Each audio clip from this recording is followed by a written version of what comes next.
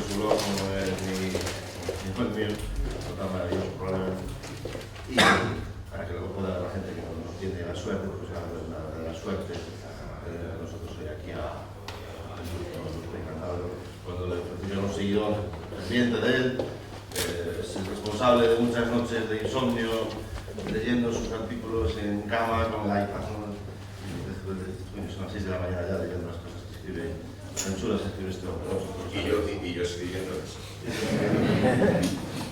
Y entonces para mí, primero ver la sala abarrotada de gente, una iniciativa personal, un empeño personal mío y sobre todo por la generosidad de Julie de que está aquí hoy.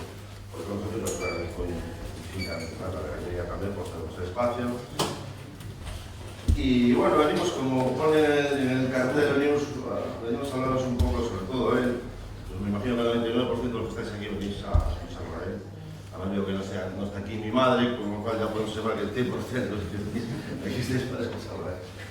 Y entonces hablaré poco, hablaremos de la capacidad del ser humano de meter la pata y acto seguido de intentar levantarse, ¿no? Como el ser humano se autolesiona, de una manera muy empecinada y luego con ese mismo empecinamiento tiende a la mesa de serie, ¿no? Una habilidad muy curiosa. Y nosotros creemos, luego somos apasionados del tema de Chernobyl, pues quisimos empezar por ahí, ¿no? Creemos que Chernobyl es un ejemplo claro de esto que estamos haciendo, ¿no? Entonces yo hablaré poco, hablaré de mi experiencia. Yo he estado en la zona de Chernobyl en 7 ocasiones, hablaré mucho, creo que bastante. El pasado mes de abril he expuesto en el Museo Nacional de Kiev de Chernobyl, que es una pasada de museo, vosotros o vosotras de Madrid, no os lo perdáis porque es espectacular. Y he tenido la suerte en el mes de abril de que necesitara ya hacer unas exposiciones de vosotros, y es, como podéis imaginar, un honor y una como diría conocido Borbón, me llenaba de orgullo y de satisfacción. Esto precisamente es el tarjetón de invitación de la exposición, que además hicimos que coincidiera con el 26 aniversario, el 27 aniversario del accidente, que como sabéis fue el 26 de abril. Pues, justo el 26 de abril coincidió el aniversario y inauguramos la exposición allí, lo que tiene una obra que a nivel creativo y a nivel que queda ahí por los siglos de los siglos.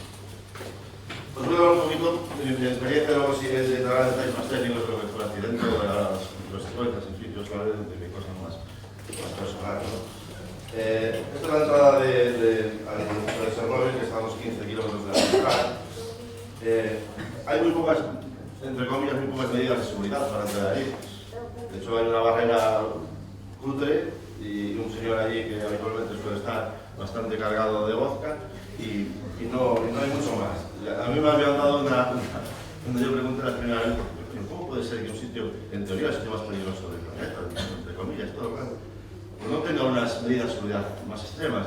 Y el tío me dijo una contestación que me dejó alucinado, me dijo, claro, ¿quién va a querer venir aquí? Y dije, pues tienes razón. Por eso ellos ahorran también escatima de medidas de seguridad, porque realmente ¿quién va a querer aquí? Salvo a lo mejor pero todo así como va.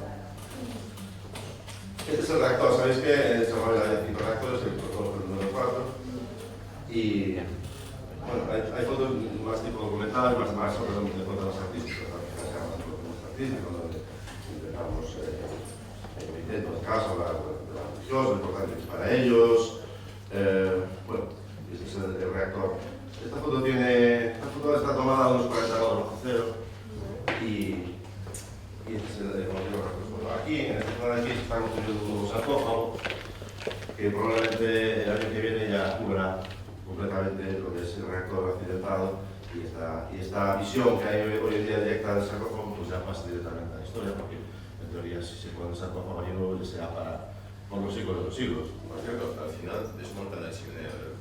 Desmontan todo, Es emblemática, ¿no? La chimenea de Chernobyl, yo creo que es la imagen que todos más... Por eso es importante, porque esta imagen que vemos ahí va a desaparecer el año que viene, nunca más lo vamos a ver. La ciudad de Pripyat es una ciudad que estaba a 2 kilómetros de la central, vivía el 95% de los trabajadores con sus familias que vivían allí y yo soy dos viajes, he pasado muchos días en la ciudad de Pripyat, recorriendo una ciudad completamente abandonada, 2 días después del accidente se evacuaron a las familias y algunos con la promesa de que iban a volver, otros pues me imagino que intuían que aquello sería para siempre. Y es una ciudad que está saqueada completamente. Imaginaos una ciudad de 50.000 habitantes que era una ciudad modelo en la época, luego haremos algunas instalaciones para que veáis el tipo de ciudad que era. Pues bueno, pues, gente que cogía chatarra, todo tipo de cobre o del mercado negro se lo llevaban bastante calentito porque era material bastante contaminado, pero bueno, se pasaba un poco por algo. Estos son todos los símbolos de la ciudad. Tripe de la Noria es organiza un parque de atracciones que se iba a inaugurar 3 días después del accidente. Sabéis que el 1 de mayo, el accidente fue el 27 de abril, y el 1 de mayo son los grandes fastos, ¿no? La Unión Soviética, los desfiles que tenemos posiblemente, los misiles, las rojas. Pues aquí también iban a aprovechar para inaugurar el parque de atracciones el día 1. Como el accidente fue el día 26, no se pudo hacer la inauguración. Entonces, bueno, esta Noria, los columpios, los coches de choque que hay allí, pues tiene ese camino probablemente todavía más triste, ¿no? De que nunca un niño se ha subido ahí, bueno, pasarán, me imagino que miles de años antes de que puedan hacerlo. Por cierto, es una de las zonas más contaminadas aunque hoy en día hay zonas bastante seguras en Pripyat y en el entorno de Chernobyl para caminar. Allí nuestro compañero inseparable siempre tiene que ser un dosímetro, un medidor de radioactividad como este. Como este no, más potente que este. Este se bloquea enseguida, lo sacas allí y ya te dice que ya no puede venir más. Pues este digamos que es como de precisión, es como una báscula de estas que mide gramos, pero no mide kilos, y ahí hay que medir kilos, no gramos. Entonces ahí, por ejemplo, si tenemos curiosidad, luego miraremos qué radioactividad tenemos natural aquí. No sé si acaso hay alguno que está aquí fastidiando. Yo os aviso que yo no. Esta es una vista de la ciudad. Como veis, es una ciudad para la época, estamos hablando de una ciudad que se construyó en el año 72, 73, y pretendía ser la ciudad del futuro, ¿no? Hay es una escuela, entonces las escuelas tenían mucha dotación tanto de instrumentos, de equipaciones deportivas, había mucho nivel. Allí en Chernobyl trabajaba, en contra de algo por, si cree, yo nos dijera algo sobre eso. Allí trabajaba la florida de la industria nuclear soviética. Entonces, era gente que ganaba mucho dinero para la época, gente muy preparada y sus familias pues, bueno, pues tenían una capacidad artística importante para la media de la época en esas fechas y bueno, los colegios tenían mucha dotación de todo tipo. Hay televisiones tiradas por la calle, escuelas que ya, bueno, esto no está aún muy esquilmado. Nada de esto que veis por aquí es efecto de la radioactividad, es efecto de la humedad y de demás. Estos son los autos de choque, os decía que no aquí no se ha subido ningún niño. Curiosamente, una de las cosas importantes que hay que hacer ahí es procurar no pisar toda esta vegetación de aquí, ¿cómo se llama? Los níqueles, porque al acercar el dosímetro, correcto, absorben mucho y al acercar el dosímetro suele decir. Entonces, lo pisas, te lo puedes llevar a los pies y te lo puedes llevar para casa, ¿no? Aunque siempre tanto la entrada y la salida de la zona hay que hacer siempre un control dosimétrico, un control para que no lleves nada de contaminación para el exterior. Sobre todo en particular, como comentario, si hay grietas, grietas en el suelo como las que se ven cuando llueve y arrastra, el agua contaminada tiende a concentrarse en esas grietas y entonces las plantitas que nacen en esas grietas nacen cargaditas. Claro. Había una cosa curiosa en una casa que fuimos a visitar allí en la familia que vive en la zona, las viejitas que nosotros teníamos allí, que salían las hormigas de la tierra. Tú mirabas la tierra, medías con el dosímetro en la tierra de al lado y daban la medición normal, pero medías las propias hormigas y se pegaba un subidón terrible, porque las hormigas, claro, venían de las capas inferiores y ahí sí que estaba concentrada toda la contaminación. Eran hormigas normales y corrientes, pero con una fuerte carga de es que no tenía 4 cabezas, ni se iluminaba en la noche, ni nada de eso. Bueno, es que los insectos, tú sabes que son especialmente resistentes que las cucarachas, ¿no? La guerra nuclear y estas cosas. Esto es otra vista, es una ciudad, como podéis ver, pues parecido a cualquier barrio que pueda haber aquí, pues, no sé, al final aquí Caranza, o sea, vivienda de San Valentín, ¿no? Esto es en abril, estos son los actos de aniversario a un acto en Kiev. Yo he ido invitado en los últimos años por el Ayuntamiento de Kiev a los actos estos. siempre he procurado asistir porque, bueno, tiene una carga emocional muy importante para mí todo esto, ¿no? Como podéis imaginar. Entonces, estas son viudas de personas que han fallecido en el accidente.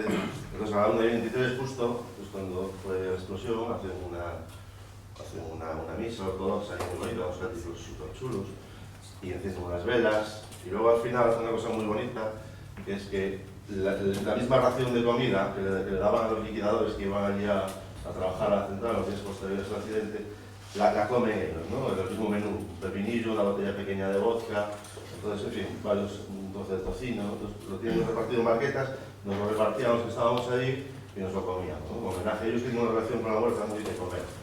Ellos van al cementerio y cogen un mantel, lo ponen al lado de la tumba de su familiar y comen allí con él, dejan allí las tumbas, por ejemplo, de los niños, están llenas de caramelos, de golosinas, tienen una relación con la muerte muy, bueno, como si estuviera vivo, vamos a comer con nuestro familiar, ¿no? Y bueno, me gusta esta foto porque tiene una mirada triste pero a la vez desafiante, ¿no? Mirada de, bueno, pues seguimos luchando, hay gente todavía que sigue luchando porque todo aquello que les pasó, pues el gobierno actual les haga justicia, todas las enfermedades que acarrean, pues se reconozca que son a raíz del accidente, en fin.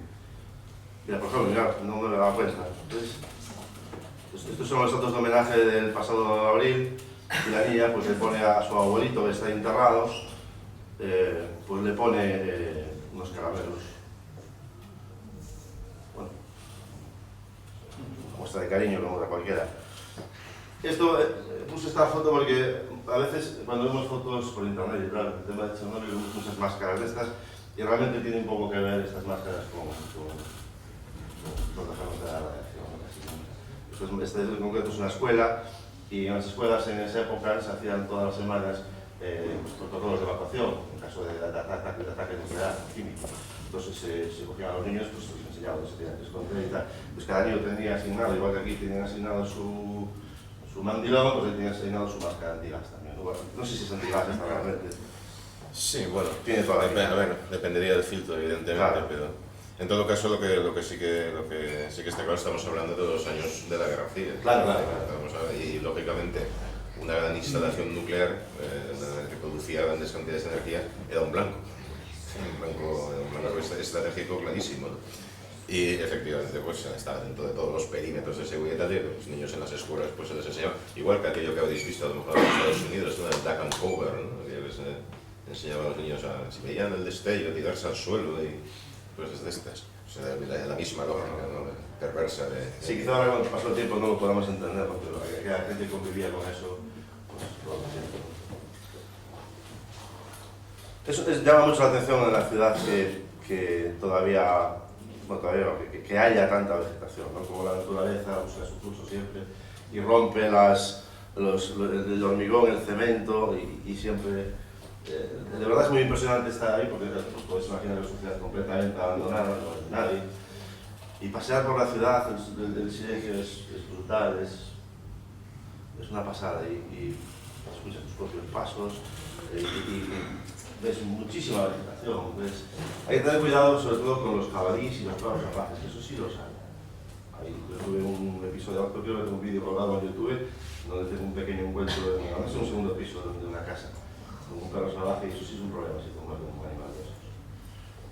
Que andan por ahí, van así detrás completamente. Y los jabalíes también suelen ser muy agresivos en esta zona. Imagino que en toda la zona del mundo, pero allí si te un jabalí y te mete un cuerno por un muslo, pues tienes un problema añadido, vamos. Bueno, de esto igual puedo hablar más Yuri, ¿no? Esto me recuerdo, creo que fue el tercer o cuarto viaje que hice allí, iba con un chico que conoce aquello y me dijo, ven, te voy a enseñar, esto es en el hospital, te voy a enseñar una cosa que no ha visto nadie, ven. Pues me llevó, entonces cogió un palo largo, bastante largo, y abrió una acera pequeña que hay abajo y cogió ese casco y me lo puso, mira, ¿eso qué es eso? Eso no lo ha visto nadie. Ese es el casco, uno de los cascos que llevaban los bomberos cuando llegaron los primeros para apagar el fuego producido por la explosión en la central. Probablemente sea uno de los objetos que más radiación haya soportado. Sí, de hecho es difícil encontrar lugares donde hubiera más radiación que no sea en el entorno de Chernobyl en los primeros momentos del accidente. Tendríamos que irnos, bueno, no sé, a un lugar como Hiroshima o algo por el estilo. Y evidentemente yo me imagino, que no puedo saberlo, pero me imagino que la historia subyacente sería que al bombero este lo trasladarían al hospital. Sí, a Moscú, ¿no? No, quiero decir, lo trasladarían en primera instancia a este hospital de urgencia en el primer momento. Y bueno, pues si una persona, lo sabemos todos, ¿no? Si una persona ante un hospital vestida, pues lo primero que hace es quitarle la ropa, quitarle lo que lleve, si lleva un casco puesto, pues se le quita el casco. ¿Y qué hacemos con este casco? Pues aquí se queda y se quedó. Esa es mi versión particular de lo que probablemente ocurrió con ese casco. La verdad yo desconozco la historia personal del casco y del que lo portaba, ¿no? Pero me imagino que a partir de ese momento no lo habrá ido muy bien, porque ha tenido que soportar. Hay que tener en cuenta que bueno, los que subieron al mítico tejado de Chernóbil, ¿no? El tejado de la unidad de al lado, en realidad, porque no era el tejado de la unidad 4, porque el tejado de la unidad 4 ya no existía, era el tejado de la unidad 3, que era el que había al lado. En los primeros momentos, cuando aquello que creían que no había estallado el reactor, que había estallado el cambiador de calor, ellos estaban convencidos en las primeras horas de que no había estallado el reactor, y toda su idea era enfriar, refrigerar el reactor, y pues echaron grandes cantidades de agua y de nitrógeno líquido para intentar mantener frío el reactor, y luego todo eso pues, fue a la atmósfera de la estratosfera y se extendió, ¿no? Pero claro, imaginaos a unos cuantos tipos ahí arriba subidos, asomados directamente encima de lo que en realidad era un reactor nuclear abierto, echando chorros de agua y nitrógeno líquido a saco. O sea, pues si uno de esos señores llevaba un casco puesto, pues en fin, tuvo que ser bastante intenso, ¿no? Desagradable, un poquito desagradable. Pues. Entonces el mismo hospital que hablaba antes, pues aún quedan ahí algunas habitaciones donde están las curas de los niños y todo lo que tenga que ver con el tema infantil parece que siempre nos afecta un poco más, ¿no? Como se pega, ¿no? Ya digo, muchas las escuelas están llenas de cómo están las bicicletas de los niños, los peluches, el juguete. Hay una cosa, esto que decía César antes, claro, lo veamos así oxidado, tal, ¿no? Han pasado muchos años. Intentar por un instante, ¿no? Hacer ejercicio de imaginación, imaginarlo cuando esto estaba pues nuevo y aquí había niños y enfermedades alrededor y claro. No, y sobre todo también hay que tener en cuenta que, no sé si es el caso de esta foto, yo no lo recuerdo, pero hay fotos en que están hechas, de repente llegaba yo al medidor, me metía la infección y me pegaba una subida brutal. Entonces yo le contaba que venía conmigo, mira, a mí me marca esto, ¿qué hago? Entonces tienes 10 segundos para hacer la foto. Entonces me metía allí, claro, normalmente los fotógrafos pues siempre buscas el encuadre y tal, no, había que meterse, hacer la foto y al tipo ya me tiraba el chaquetón o lo que llevara y decía, no, ahí no puedes estar más tiempo ahí. Entonces, son fotos hechas con una carga de estrés un poco importante y en unas condiciones, bueno, que no es como hacer unas fotos en la playa en el Olvido, cuando la gaviota, ¿no? Bueno, estos son el batallón 731, que son un grupo de militares que acudieron en las semanas posteriores al accidente. Y yo siempre, es gente a la que yo tengo un cariño enorme, siempre estuve con ellos, creo que la mayoría de muchos mueren porque no tienen dinero suficiente para comprarse los medicamentos que necesitan para sobrevivir. A la mayoría de ellos el gobierno no les reconoce que su minusvalía o su enfermedad sea consecuencia del accidente, con lo cual, si eso fuera así, probablemente les ganaran algo más de dinero, les pagaran más y pudieran pues, comprarse esos medicamentos que necesitan. Uno de ellos, veis que llevan aquí una especie de medalla, y este hombre también, bueno, en realidad la llevan todos, ¿no? Es una medalla, la medalla de los liquidadores que se lo daba al gobierno a todo el mundo que participaba en las tareas de liquidación, ¿no? Es una especie de... ¿no? Los que habéis leído, que me habéis comentado de hecho algunos, los que habéis leído el artículo aquel de los 3 superiores de Chernóbil y de los liquidadores y de tal, pues, claro, es gente como esta, gente que son estos señores. No dudó un momento en entregar su vida, en entregar su salud, pues para intentar minimizar todo aquel desastre que realmente no sabía muy bien cómo atajar porque nunca había pasado nada parecido. Entonces, pues con un valor fuera de lo normal, pues eso fue lo que me llevó a mí a ir allí, ¿no? Una especie de camino de Santiago de peregrinación, de agradecimiento a esta gente, que estoy seguro que sin ellos hoy Europa, una parte de ella seríamos hecho distinto sin por la actuación de esta gente. Os comentaba, tienen aquí yo soy muy amigo de muchos de ellos, de esos 3, por ejemplo, les tengo mucho cariño y mucha confianza con ellos, y hablo con ellos son muchos, son cerca de 100. Y todos tienen esta medallita. Yo recuerdo un día que no sé, tampoco que días después, cuando llegué aquí, uno de ellos me había dicho que estaba muy enfermo, estaba a punto de morir, y llego y a casa, y a los 15 días me llega un paquetito de Ucrania, y yo, qué raro, como mandar para China o no sé. Y entonces me llega un paquetito de Ucrania que es exactamente una nota manuscrita en cirílico, claro, entonces la mando a traducir, entonces el hombre me dice que él está a punto de morir, y que bueno, como yo soy un liquidador como él, que me manda su medalla de liquidador. Entonces, claro, imaginaros para mí a nivel emocional, ¿no? Lo que significó aquello. Y bueno, yo también tengo mi medallita de liquidador. Evidentemente, tengo muchísimos, infinitos méritos menos que ellos y la verdad me da un poco de pudor tenerla en las manos. Pero bueno, pues la verdad es que fue una cosa que me hizo mucha ilusión. Y que bueno, también demostró que yo todo el trabajo que llevaba haciendo ahí durante todos esos años tampoco iba bien desencadenado, ¿no? Yo siempre digo que si ellos están contentos con lo que ellos, antes de irme de allí me decían, tú ahora ya conoces nuestra historia, pues cada vez que hables tú, pues es como si hablamos nosotros. Para mí es una demasiada responsabilidad, ¿no? Pero sí me gusta imaginar que ellos están entre el público escuchando, ¿no? Lo que yo estoy diciendo sobre ellos y que están sintiendo por la cabeza. Y para eso sería pues un mayor satisfacción, ¿no? Que ellos estuvieran de acuerdo con lo que yo estoy diciendo de ellos. Y bueno, pues tengo mi medallita de liquidador, que luego sabe que no tampoco todo el mundo puede decir, ¿no? Pero sí, tiene una... Para que veáis también un poco la carga emocional que tiene todo esto para la gente que se involucra, ¿no? En este caso, yo y de una manera tan profunda. Esto es una elaboración, este es Alex Piñeiro, el comisario de la... no pudo venir. El comisario de la exposición, esta es nuestra traductora, esta es la directora del Museo Nacional de Chernobyl en Kiev, este es Yuri Gagarin, y este es el representante de los accidentados, bueno, de los afectados por el accidente. Nos hicieron allí en Kiev una exposición fantástica, se portaron fenomenal con nosotros.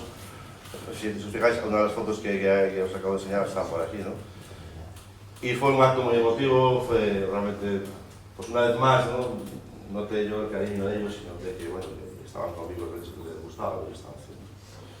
Me regalaron un representante del batallón, me regaló un libro dedicado, en donde cuenta, así en inglés, desgraciadamente no va en castellano, donde cuenta sus historias, todo, cómo ocurrió todo aquello, los problemas que tienen hoy en día. Y bueno, yo intento ser un poco portavoz desde aquí, desde miles de kilómetros de distancia, y desde la otra punta de Europa, ¿no? Probablemente a vosotros os importe bastante poco todo esto, un poco portavoz de sus problemas y de las penurias que pasan, ¿no? Y nada, acabo simplemente con una exposición que hicimos a principios del 2012 aquí en Torrente y que espero que, bueno, que aparte de estar en Kiev, como estuve en Menor, pues que recorra pues, ciudades importantes de España y que todo el mundo pueda ver.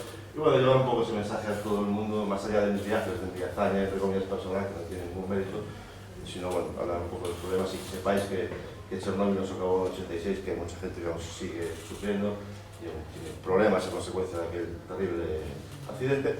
Y os dejo con el que habéis venido a ver, que es mucho más interesante.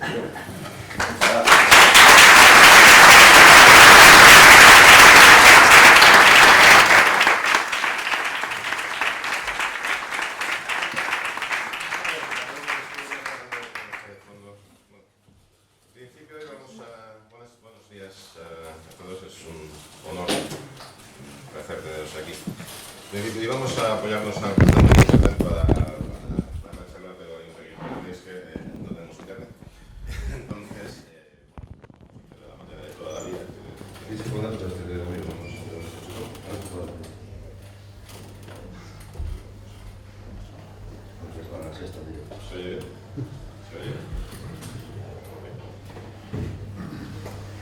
Yo con esto con estos temas de energía nuclear tengo un problema. Bueno, con esto y con muchos otros. Y es que en este en particular, por ejemplo, unos me toman por, a veces, igual lo habéis leído algunos comentarios en el blog y la gente que habla por ahí, ¿no? Unos me toman por un oscuro agente del lobby nuclear, ¿no? Espurios intereses capitalistas, etc. Entonces, por un peligroso comunista que no repite entusiásticamente las consignas de los departamentos de relaciones públicas o de propaganda, ¿no? Yo creo que todo esto de energía nuclear tiene muchísimos matices. Vale, y parece que en estos tiempos, estos no sean tiempos de matices, ¿no? Parece que haya que ser, como se dice normalmente, del Real Madrid o del Barça, ¿no? Que no haya tiempos de matices. Sin embargo, esto de la energía nuclear, vamos a ver, existe un problema, y es que la energía nuclear en sí, por lo menos desde mi opinión, desde mi punto de vista, no es mala, no es intrínsecamente peligrosa. Lo que sí que ocurre es que las personas, en un momento dado, tenemos problemas para gestionarlo de manera segura. Estamos hablando de Chernóbil, y hablando de Chernóbil es absolutamente inevitable hablar también de Fukushima, que ha ocurrido de manera muchísimo más reciente. Y aunque los dos accidentes son accidentes tecnológicamente muy distintos, como todos sabemos, es decir, en un caso se trata de un embalamiento neutónico, provocado sobre una mala manipulación sobre un diseño base que permitía que el reactor se embalara, y en otro caso lo que estamos hablando es de un terremoto y de un tsunami, que además es lo primero que nos suelta, ¿no? Un terremoto, un tsunami, ¿no? ¿Se oye por atrás? ¿Se oye? No sé si hay una manera de... No, hablo un poco más. No. Que yo creo que vamos a ver aquí. Vale. Bueno, mientras tanto hablo un poco más alto. ¿Se me oye mejor así? Decía que cuando hablamos de Chernóbil y de Fukushima, aunque técnicamente son dos accidentes muy distintos. ¿Se oye? ¿Se oye? No.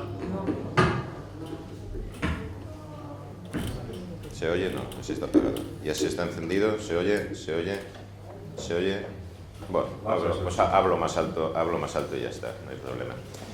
Cuando estamos hablando de dos accidentes muy distintos, pero en último término estamos hablando de personas gestionando. Cuando oímos hablar de Fukushima, lo primero que se oye es aquello de, hombre, ¿qué vas a hacer si te llega un tsunami de 40 metros? ¿No? Es una cosa que... Bueno, pues lo primero que hay que decir es que esto es mentira. El tsunami que llegó a Fukushima no tenía 40 metros. Hubo picos de 40 metros en algunas zonas afectadas por el tsunami, que fueron terribles, pero específicamente en la central... ¿Se oye ahora? ¿Se oye? Bien, mira, vamos a hacer una cosa que a mí me gusta más. Y es que como no tenemos ni internet y tal, pues yo me voy a levantar y voy a hablar aquí con vosotros. El estar sentado así dando la lección no me acaba de molar. Decía que cuando hablamos de Fukushima, una de las primeras cosas, y estoy hablando de Fukushima porque lo vamos a vincular, una de las primeras cosas que se nos dice es esto de los 40 metros, ¿no? De que llegó el tsunami de 40 metros, y decía que esto es mentira. En Fukushima, aunque hubo zonas afectadas por el tsunami, donde efectivamente alcanzó prácticamente los 40 metros de altura, en Fukushima alcanzó solo, entre comillas, según fuentes, un par de fuentes distintas, pero entre 11 y 13 metros. Ahí decimos, bueno, sigue siendo un pedazo de tsunami de bastante envergadura. Pero claro, el problema es que, como todos sabéis, tsunami es una palabra japonesa, significa ola en el puerto, en japonés. Bueno, yo me imagino que si hay alguien que hable japonés, mi acento japonés resultará ridículo, pero creo que nos entendemos, ¿no? Tsunami es una palabra japonesa, es un fenómeno conocido localmente y específicamente en una zona muy próxima a donde está la central nuclear de Fukushima, en el año 1896, lo que estaba anotando antes. Lo confirmo. Sí, en el año 1896 se produjo el tsunami de San Rico, con 38,2 metros de altura. Es decir, era un hecho conocido y notorio que esa zona era susceptible de sufrir tsunamis de esas características. Durante muchísimos años, científicos japoneses avisaron de que esas centrales nucleares, de que esas instalaciones nucleares se encontraban en una zona. Obviamente, porque es que ya había ocurrido, no es que alguien se lo inventase y hiciese un modelo teórico, no, es que ya había ocurrido con anterioridad. Se encontraba en una zona donde había tsunamis de 38 metros en el rango de los 40 metros. Y claro, La pregunta es quién instala una central nuclear de 4 reactores, bueno, en realidad de 6, cuando ocurrió el accidente. ¿Quién instala una central nuclear de 6 reactores en un sitio donde hay tsunamis conocidos de 40 metros, una barrera con una defensa contra el mar de 5,7 metros? ¿Un loco? ¿O alguien que está intentando ahorrar costes?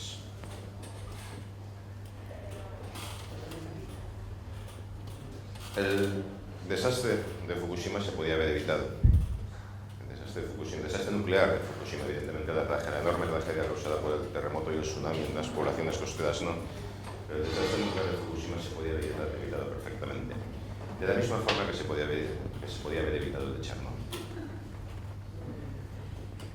Los soviéticos, y ahora de nuevo que vuelva a Chernobyl, es lo que está hablando. Fijaros que estamos hablando de dos modelos de sociedad muy distintos. Es decir, estamos hablando por un lado del Estado socialista soviético por excelencia, que era la URSS, ¿vale? Y por otro lado, por uno de los países de referencia del sistema capitalista, ¿no? Que es Japón. Es decir, dos modelos de sociedad muy distintos. Sin embargo, los mecanismos de fondo que van por debajo son comunes. Y ese mecanismo común es ¿por qué los soviéticos eligieron? La Unión Soviética fabricaba, y Rusia sigue fabricando, la Unión Soviética fabricaba dos modelos de reactor. Una del RBMK, refrigerado por grafito, moderado por grafito, ¿vale? Que era el reactor de Chernobyl. De hecho, siguen habiendo varias plantas en Rusia que utilizan reactores RBMK.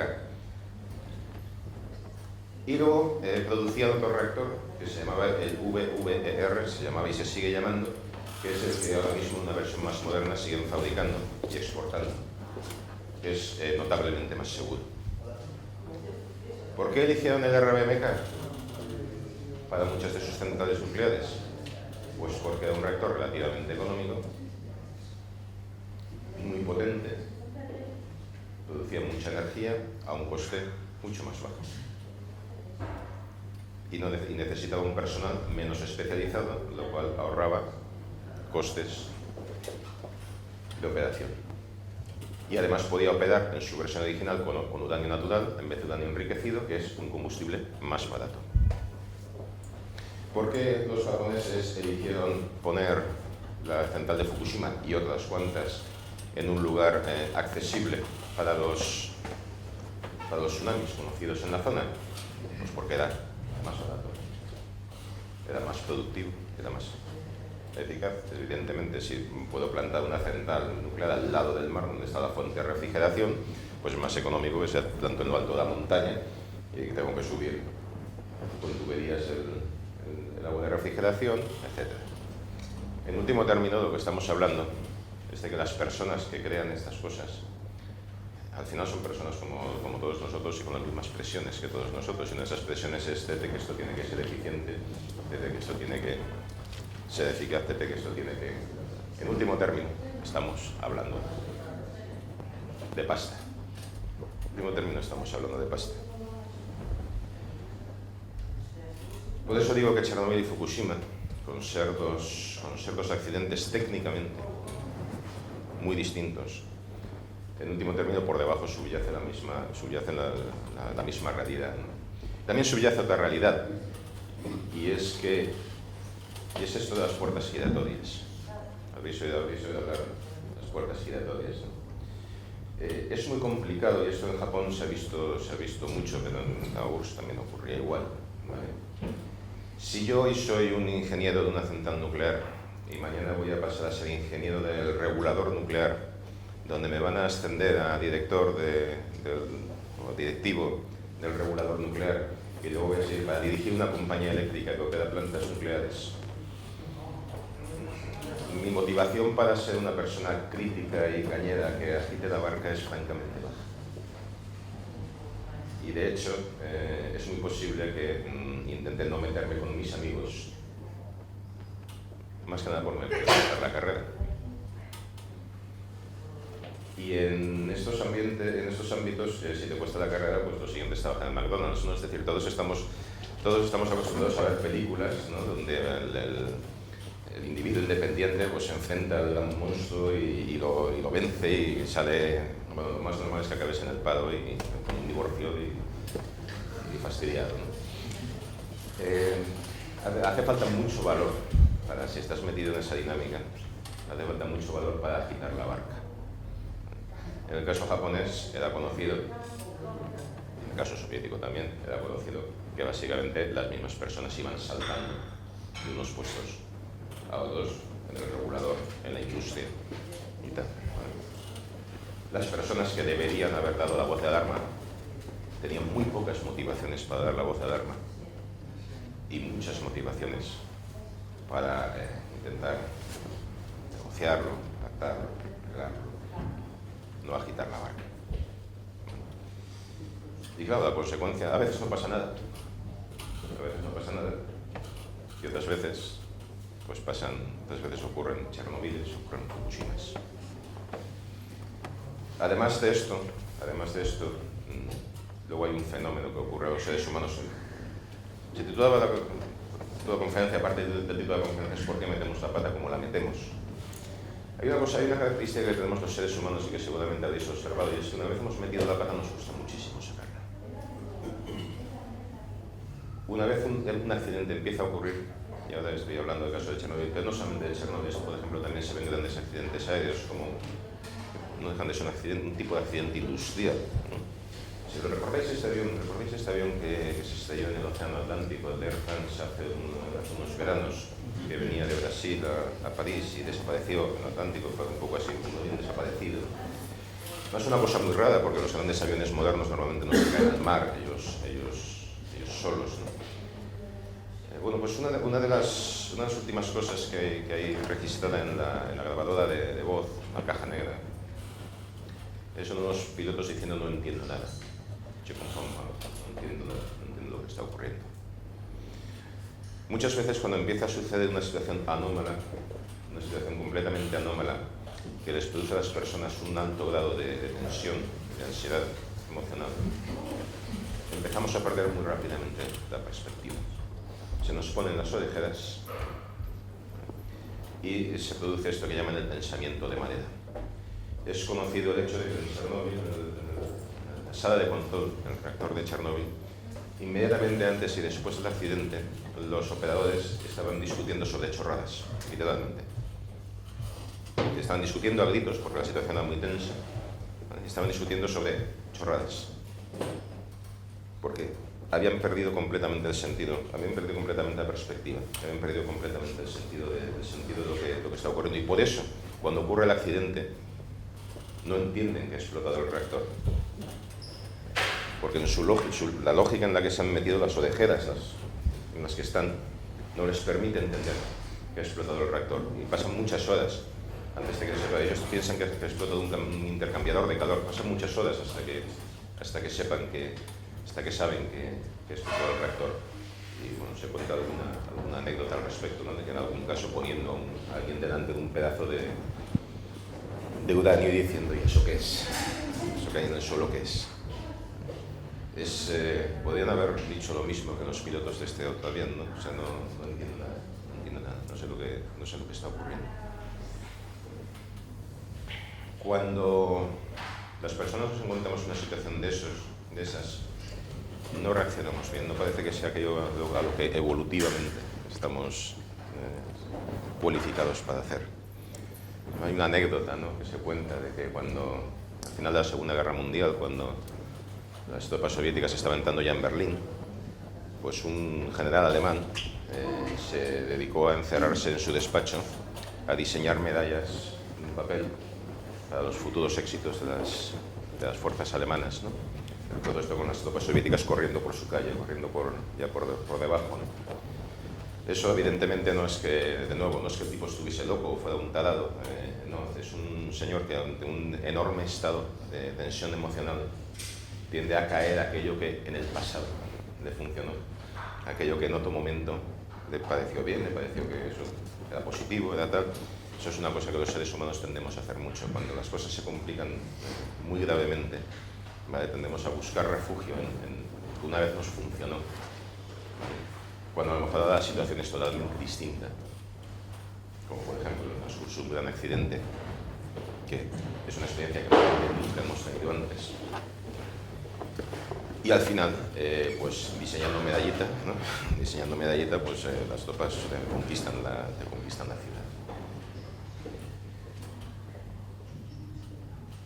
Al final de la carrera, en el caso particular de la energía nuclear que estábamos hablando, y ahora ya empezaremos a cambiar de tercio.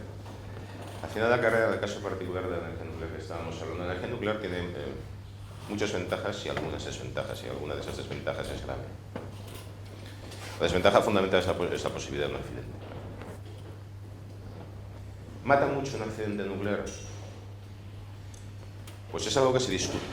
Ya sabéis que es muy difícil saber los efectos de la radiación, ¿vale? Es muy difícil saberlos, sobre todo los efectos a largo plazo, es decir, si no te abrasa directamente estando allí, como el señor del casco de antes, ¿no?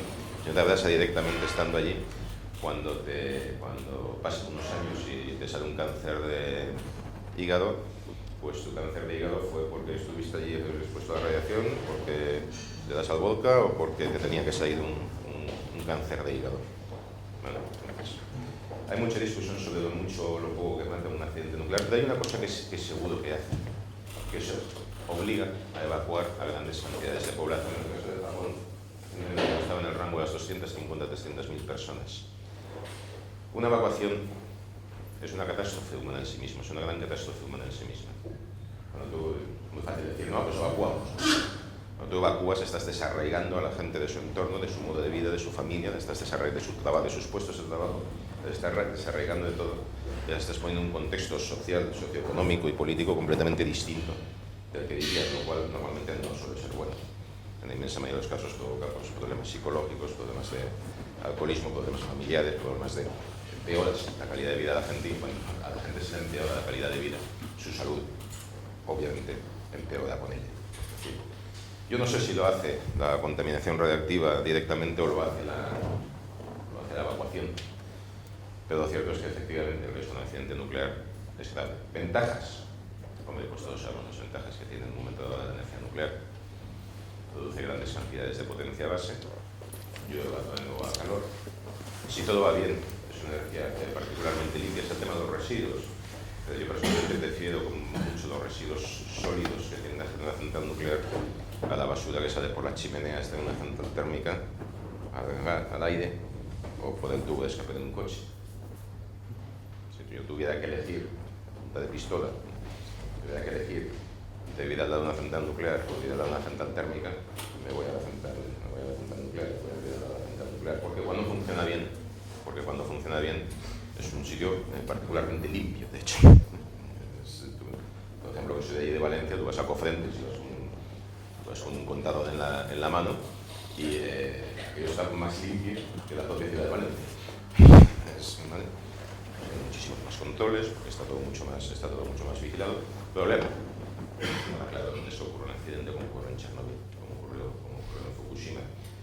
Por eso decía al principio, por eso empezó diciendo aquello de que pues, unos se toman por una cosa, otros se toman por otra, y en realidad aquí el problema está en los matices, ¿no? Incluso yo personalmente ni siquiera estoy seguro de lo económica o poco económica que va a ser la energía nuclear, porque solo estoy decenas de estudios, pero yo todavía no he visto ninguno que contemple todo el proceso de vida de una central nuclear, desde el día en que a alguien se le ocurre la idea hasta la noche en que ya no queda nada por venir allí en ningún otro sitio en forma de residuos y tal.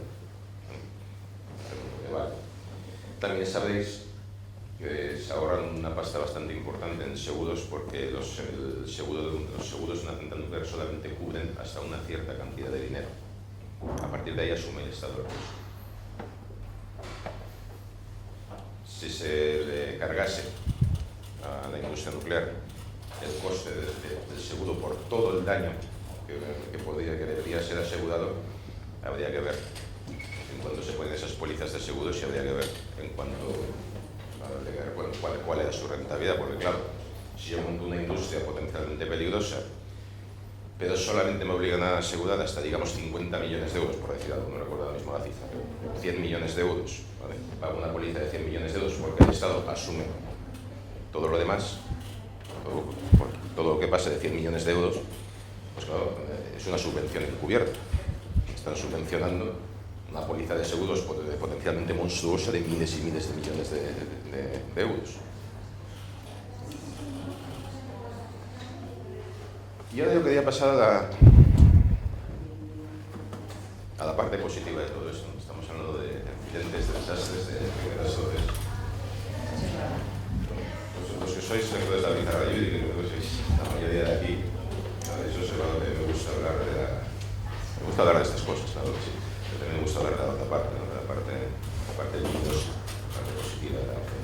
Una cosa curiosa es que prácticamente toda la energía que utilizamos en la Tierra, o de hecho toda la energía que utilizamos en la Tierra, es energía nuclear. Ahí mira cómo es esto. Somos sectores, somos tal. La mayoría de esta energía que utilice, esta energía, en realidad de todo lo que somos, de todo lo que es la Tierra y de todo lo que somos en la Tierra, procede de una cosa que brilla ahí arriba. Bueno, no brilla mucho. Es una cosa que brilla ahí arriba normalmente, a la que llamamos Sol. Y como todos sabéis, el Sol es un gigantesco reactor de fusión, en este caso, un gigantesco reactor de fusión nuclear.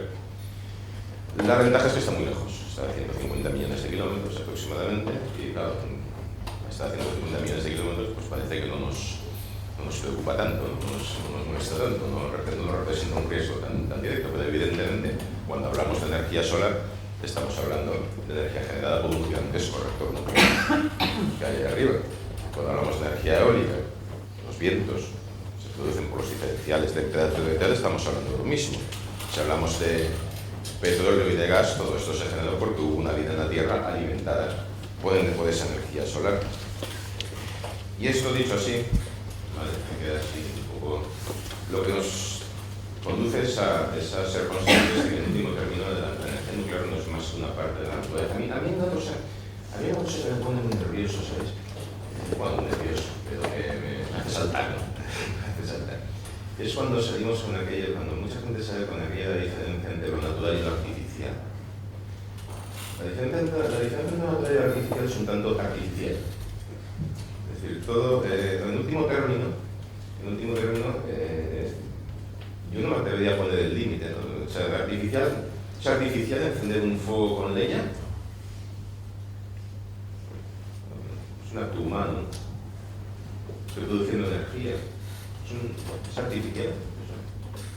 Y encender una central nuclear con uranio extraído de la Tierra es artificial también. Es como cuando se dice aquello, ¿no? Habéis visto estos anuncios de tal producto, tal alimento, tal producto de belleza, tal sin química. Perdone usted, como que sin química. O sea, todo lo que hay en esta tierra es químico. Yo soy químico, estoy compuesto de moléculas químicas. Esta mesa está compuesta de moléculas químicas, este aire que respiro está compuesto de moléculas químicas. ¿Cómo dice usted que sin química? Evidentemente, cuando se habla de esto, dicho así es un poquito exagerado. Evidentemente, cuando se habla de esto, se está hablando de sin químicos producidos industrialmente, cuyos efectos a largo plazo no se puedan conocer, etc. Pero, en último término, yo veo la idea de que todos formamos parte de lo mismo y todos somos lo mismo. Es decir, estamos compuestos efectivamente de moléculas químicas, todos somos químicos. Estamos compuestos de... Esas moléculas, a su vez, están compuestas de átomos, todos somos atómicos. Y esos átomos tienen un núcleo, todos somos nucleares. En el último término, la energía nuclear no es más que una aplicación más de esas cosas que sabemos hacer, que hemos aprendido a hacer con la naturaleza. No es más que una aplicación más de todo esto que somos. Menos peligrosa. Vosotros sabéis que hay países muy serios que han optado por privarse de la energía nuclear, por renunciar de ella. Y hay otros países igualmente serios que han apostado por utilizarlo. Siempre suelo decir que probablemente el problema es que está muy cerca del fiel de la balanza. Está muy cerca del fiel de la balanza. Si te tiras un poquito para aquí, no te conviene. Si te tiras un poquito para allá, sí te conviene. Pero claro, estamos hablando de matices, ¿no? Entonces esto ya lo del partido Madrid-Barça ya no está bien, ya no, gente a la que no le gusta. ¿Por qué somos como somos? Decía el título de la charla. ¿Por qué somos como somos? Bueno, pues porque efectivamente somos materia bariónica. ¿Qué significa de materia bariónica? Bueno, pues en esencia, todos muy rudos, pero reducido. Muy simplemente, somos materia compuesta de átomos. Los átomos están compuestos de núcleos. Y lo que define aquello que somos es el número de protones en nuestros núcleos. Si hay uno solo, es hidrógeno, si hay dos, es helio. Hay una de las partes más curiosas y a mí me parece incluso románticas de todo esto, la ciencia, es que en último término todo lo que somos se origina en el hidrógeno primordial que surgió con el Big Bang, que creemos que fue lo primero que ocurrió. Pero para llegar a convertirse en algo tan complejo como todo lo que vemos aquí, como todo lo que somos, tuvo que pasar una fase intermedia, que tuvo que ser cocinado en las estrellas. Es aquello que decía, ese aquello tan bonito que decía Carl Sagan, ¿no? Somos polvo de estrellas. Y para que ese hidrógeno primordial se combinase, fuese capaz de crear cosas cada vez más complejas, cada vez más difíciles, de salto mortal, ¿no? Tuvo que pasar primero por las estrellas, tuvo que sufrir un proceso nuclear. Las estrellas que lo que hizo fue básicamente unir los núcleos atómicos, ir formando átomos cada vez más complejos, típicamente hasta el plomo. Todo lo que nos compone, todos los átomos que nos componen, o la inmensa mayoría de ellos, se encuentran entre los que se generan más fácilmente en las estrellas: carbono, hidrógeno, oxígeno. Entonces se generan casi es lo primero que se genera. ¿Vale? Ha pasado mucho tiempo desde ese Big Bang original, se calcula que unos 13.700 millones de años, ha dado tiempo para que haya 3 generaciones de estrellas que se llaman, ¿no? 3 generaciones de estrellas que han ido creando elementos cada vez más complejos, y de ahí salió todo lo que conocemos, de ahí salió la vida, de ahí salió lo que somos. ¿Dónde es posible la vida? Pero esto de la vida, claro, esto de la vida es un fenómeno curioso, ¿no? De hecho, mucha gente le genera invita a pensar en cuestiones religiosas y tal. Esto de la vida es un fenómeno curioso, un fenómeno francamente complejo. Cuando sabemos que para que haya vida probablemente van a faltar planetas y lunas. Cada vez sabemos que hay más planetas y lunas. ¿Habéis oído todo esto de los exoplanetas? ¿Habéis oído todos los exoplanetas? Esto de que se están detectando planetas en todas las estrellas. Hasta hace algún tiempo se suponía que era así, que no se estaba seguro. Hay muchas superficies planetarias donde esos átomos generados, esos átomos procesados en los grandes reactores nucleares que son las estrellas, pueden haber dado lugar a la vida. Por otra parte, bien es cierto que el fenómeno como tal es llamativo, pero yo siempre creo que a veces se peca de falta de imaginación, ¿no? Sobre todo porque sabiendo que en la Tierra hay formas de vida tan extremas, en lugares tan distintos, las probabilidades de que haya podido surgir vida por ahí fuera, en mi opinión, son relativamente altas. Pero bueno, en último término, ¿por qué somos como somos? Bueno, somos como somos porque en último término procedemos al origen del hidrógeno primordial. Nuestros átomos fueron procesados, fueron cocinados en estrellas. Estrellas murieron para que nosotros pudiésemos existir. Y luego eso, en la superficie de un planeta donde los niveles de energía tienden a ser bajos, porque claro, hay un problema, ¿no? Es que la vida en una estrella parece bastante complicada, básicamente porque se fríe, ¿no? O sea, no llega a formarse. La vida en el espacio interestelar profundo, pues falta materia. En cambio, en los planetas y las lunas, pues hay bastante materia, unos niveles de energía moderados, más bien bajitos. Y esto nos conduce de nuevo al problema original, como en los planetas, los niveles de energía de por sí son más bien bajitos. Cuando llega una civilización como la nuestra y necesita energía, pues tiene que buscarse la vida de una forma bastante retorcida para obtenerla. Yo no quisiera, es la una, yo no quisiera dar mucho más la base que decía en el post, ¿no? Con el que os invitaba, yo que empezábamos a hablar lo antes posible, es que si hay que interrumpirme y comentar algo, preguntar o contar, estáis invitados y por favor no os cortéis, porque uno dice esto y luego se hace se haga el silencio, ¿no? El silencio absoluto. En último término, somos el resultado resultado de esos procesos estelares, de esos procesos cósmicos. Y después de un proceso que, bueno, ya sabéis que aquí hay algunos que siguen poniéndolo en duda, pero que estamos muy seguros de que es así, ¿no?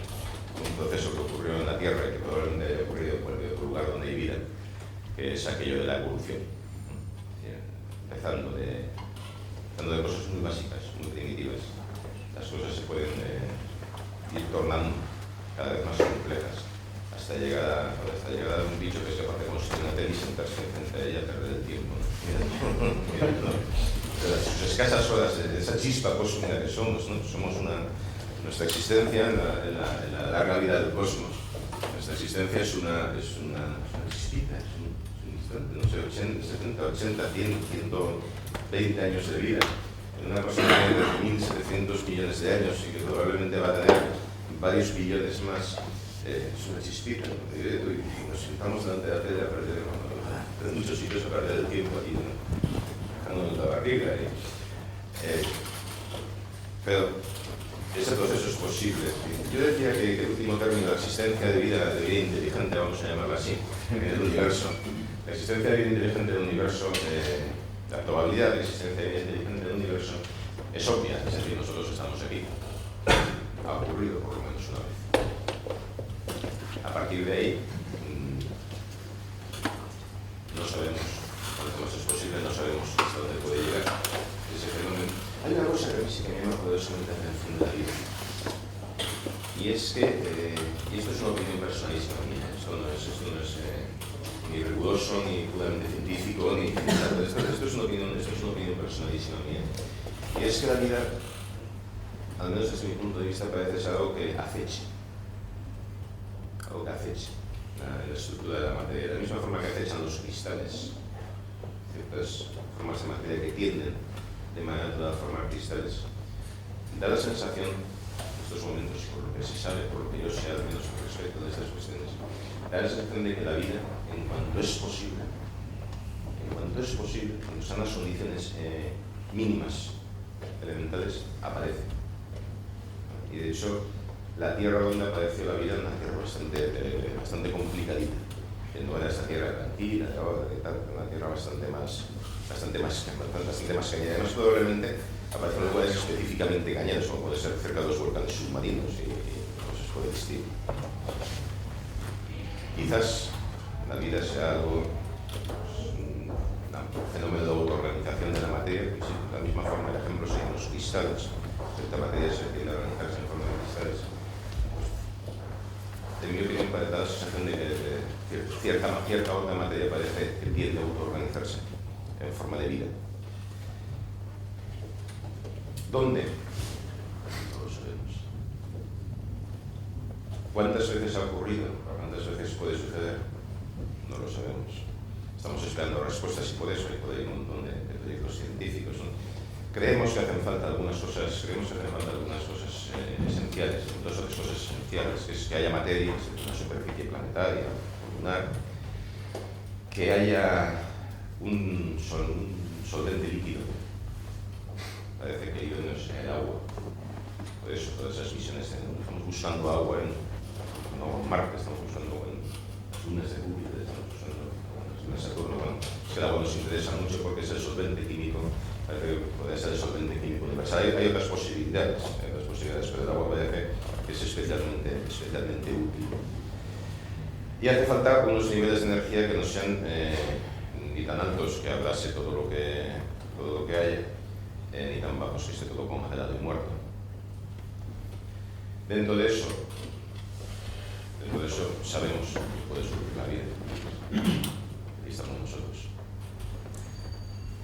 Y eso es una cosa que me preguntan muchas veces, ¿no? Y luego te dicen aquello de hambre. Cuando dices que es porque es muy probable que, en tu opinión, la vida haya surgido en muchos sitios, se preguntan entonces eso de los ovnis es verdad, ¿no?